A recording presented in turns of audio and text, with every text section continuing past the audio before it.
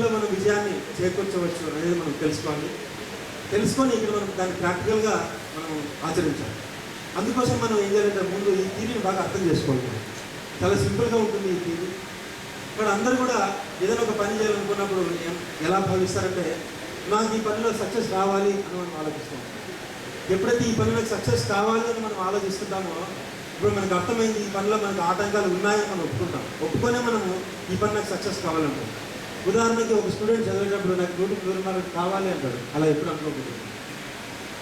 తర్వాత ఆరోగ్యం కావాలని మనశ్శాంతి కావాలని చెప్పేసి మన దగ్గర లేదేమో అనుకుని మనం బయటకు ఎక్స్పెక్ట్ చేస్తుంటాం. కానీ ఉన్న సత్యం ఏంటంటే మన అంతరంగంలో ప్రతిదీ కూడా జన్మత అడ్మిట్ చేసుకోవచ్చాం. ప్రతిదీ కూడా ఆరోగ్యం కానీ మనశ్శాంతి కానీ సకల భోగభాగ్యాలు కానీ మన ఆత్మలో ఇంకా చెప్పాలంటే మన యొక్క దివ్య మానసం మన సబ్కాన్షియస్ మైండ్లో మనం ఎవ్రీథింగ్ ఫీడ్ చేసుకొని వచ్చాం. కానీ ఎవరు కూడా అక్కడ లోపలికి వెళ్ళట్లేదు.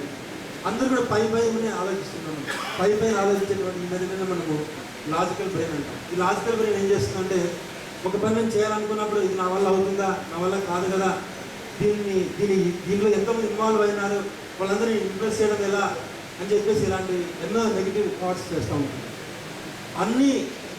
అన్ని మన సంస్థల యొక్క ప్రయత్నము, అన్ని సాధనల యొక్క ప్రయత్నం ఏంటంటే ఈ లాజికల్ బ్రెయిన్, దీనే మనం యోగ పరిభాషలో చిత్తం అంటాము, దాన్ని నిరోధించేటువంటి ప్రయత్నం అందరూ చేస్తున్నారు.